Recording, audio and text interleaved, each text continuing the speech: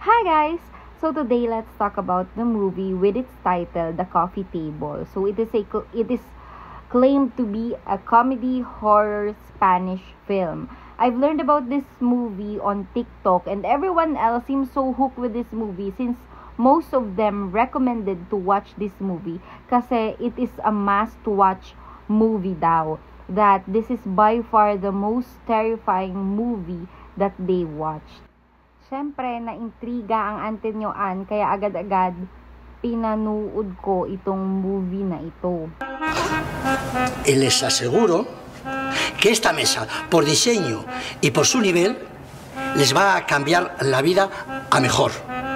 So, itong movie na ito ay umikot sa mag-asawa at sa coffee table. So, sa unang part nitong movie, nanganak yung babae. Then, another part is between them tapos dun sa seller. And then, the seller is trying to convince them to buy this coffee table. May pagka-unique yung coffee table eh. Para siyang vintage na may dalawang babae that is, parang leaning on the glass. Tapos sabi nung seller, sino man daw ang bumili ng table na yon is suswertehen daw, sabi. Tapos yung bidang lalaki, parang nabudol siya nung seller. Gustong-gusto niya yung coffee table na yon, pero somehow, yung asawa niya, ayaw bilhin yung coffee table na yon. Kasi kakapanganak nga lang nila, tapos, kalilipat lang nila dun sa bahay, tapos parang mas marami pang priorities other than the table, ganon. Pero yung lalaki, talagang gustong-gusto niya yung table na yon. Tapos parang sinasabi niya nga na lahat ng meron sa kanila, sa isang relasyon nila, lahat ang nag-decide, yung babae, tas yung family niya. And even the name of the baby, pinangalan daw after sa kagustuhan nila. And sabi niya, yung coffee table na nga lang yung magiging desisyon niya. Tapos pagbigyan na lang daw siya. Pero syempre, doubtful yung babae. Pero eventually, ang nasunod pa rin is yung lalaki. Natatawa nga ako kasi, bago niya pabilhin yung table, tinanong niya yung seller. Sabi niya, kung ikaw ang nasa sitwasyon ko, bibilhin mo ba tong coffee table na to or hindi? Tapos, swiftly, sinagot sila nung seller na, hindi. Ipapako na ba? Parang ganon. Parang, dun pa lang sinagot na siya na dapat wag niyang bilhin, pero binili niya pa rin. So, another scene, parang dinadala niya pataas yung coffee table sa flat nila or apartment nila. Tapos, merong umeksenang babae doon. Ruth ata yung pangalan. Si Ruth naman, parang may gusto dun sa lalaki, tapos parang binablockmail niya na may relasyon daw sila, na nag-kiss daw sila sa elevator, na lagi daw silang magkausap, and so parang nai-stress yung lalaki. Pero in reality, yung lalaki, wala talagang gusto dun sa babae. Talagang ang gusto niya lang yung coffee table, charis.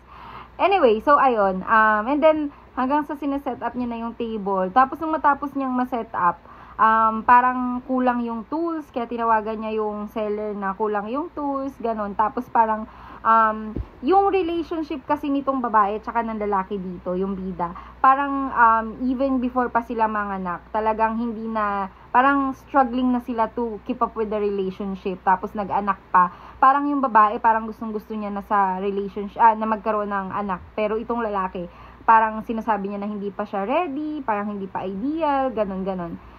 Anyway, so ayun, hanggang sa parang meron silang welcoming party dun sa bahay or sa pagdating ng baby. Kaya medyo busy rin sila. Tapos umalis yung asawang babae para mamili. Tapos iniwan niya yung anak niya na baby doon sa asawa niyang lalaki. So, at yung lalaki naman is parang hindi naman siya frugal dun sa baby. Actually, he really likes the baby, loves the baby rather. Pero, for some reason, clumsy siya eh.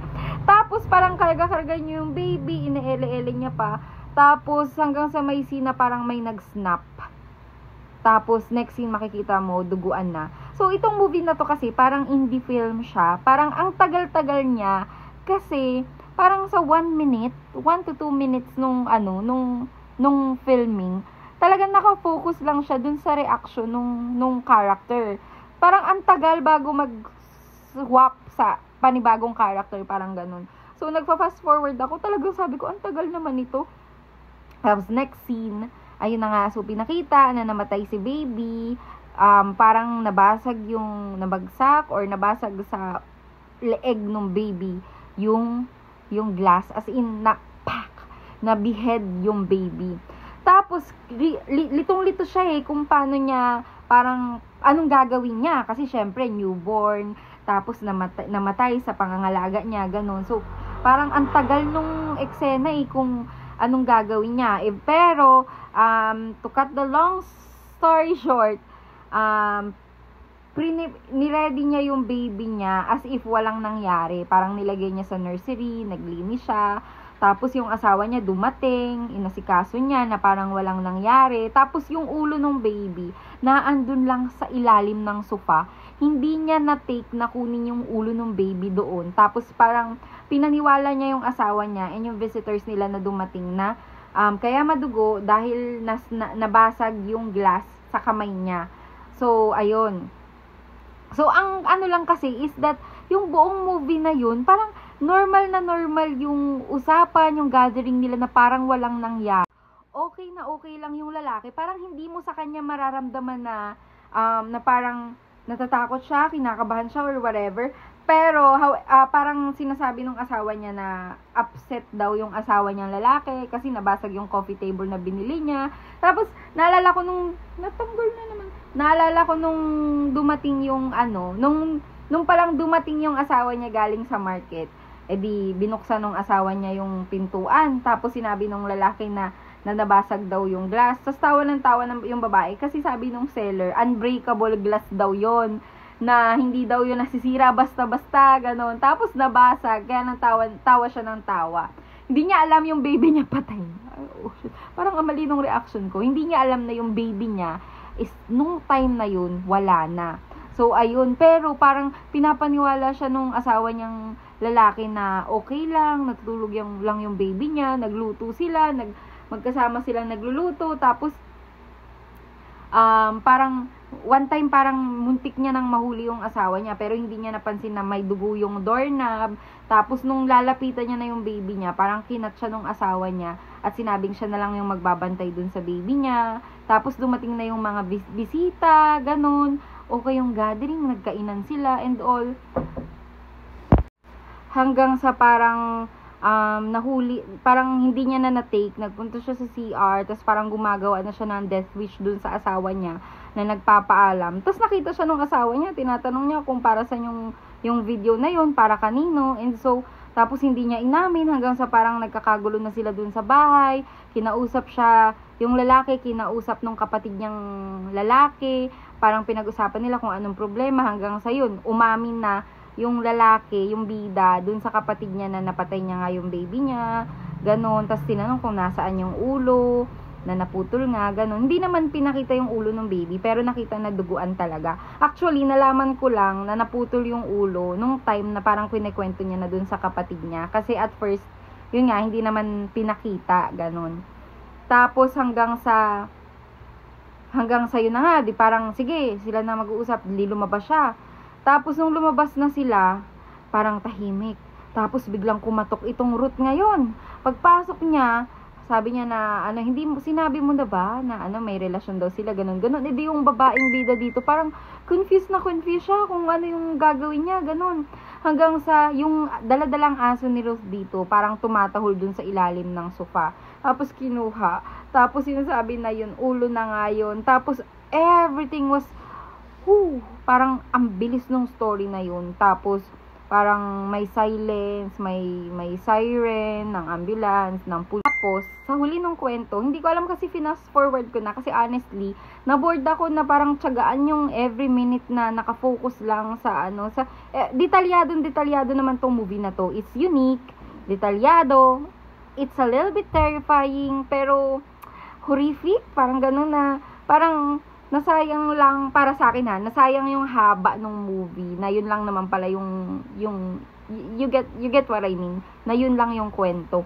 Basta end ng story, parang yun nga daw, wala daw ulo yung baby, tapos may mag-asawa daw na tumalon sa building, na hawak yung ulo ng baby, parang ganun, pero hindi naman pinakita kung ganun talaga yung nangyari. So, kung naiintriga rin kayo dun sa movie na yun, pwede nyong panoorin. Pero, parang nakwento ko na lahat. Parang yung movie na yun, talagang napag-usapan na natin. So, hindi nyo na kailangan panoorin. Pero, kung gusto nyo ng detail, panoorin nyo na lang. Ayan. So, yun lang. Parang OA lang sa OA yung reviews na parang sabi that it is a must-watch movie daw, na sobrang terrifying daw, ganun, when it is actually not. Ayan. So, there are other movies na deserve yung time natin, na there are other horrifying, terrifying movie as in na pwede nating panoorin. So, again, hindi naman ako movie expert. Hindi ako director, hindi ako artista, hindi ako producer, hindi ako whatever. Wala ring nagbayad sa akin to make a review about this video. It's my honest opinion. Talagang gusto ko lang ikwento, gusto ko lang hindi makwentuhan, and ito yung nangyayari kapag alipin ka ng TikTok.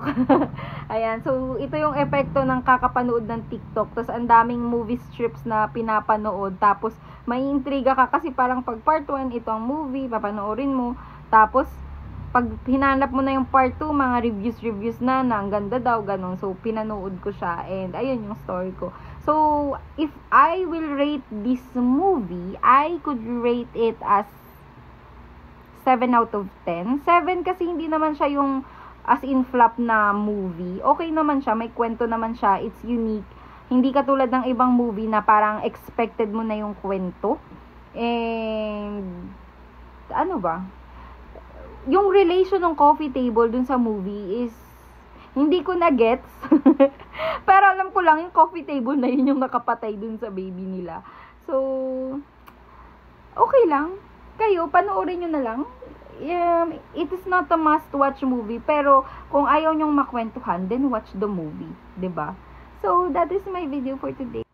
Thank you guys for watching and listening. And of course, kapag meron naman tayong movie review, pag-usapan ulit natin yan in details. Charis. Ayan. So, yung kwento ko parang buong kwento na yun. Kailangan na lang lagyan ko na lang dito ng movie strip siguro. Ayan, so thank you guys for listening. Ayan, maraming salamat. Have a great day. Bye. Y les aseguro que esta mesa, por diseño y por su nivel, les va a cambiar la vida a mejor. Les va a aportar felicidad al hogar. Es una mierda.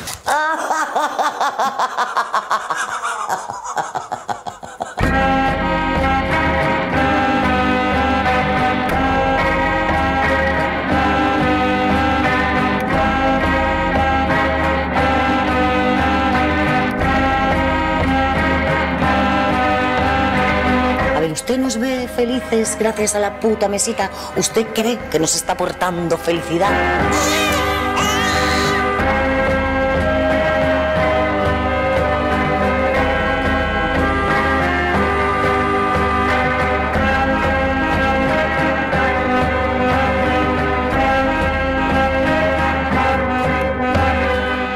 ¿Todo esto por la mesita? ¿En serio?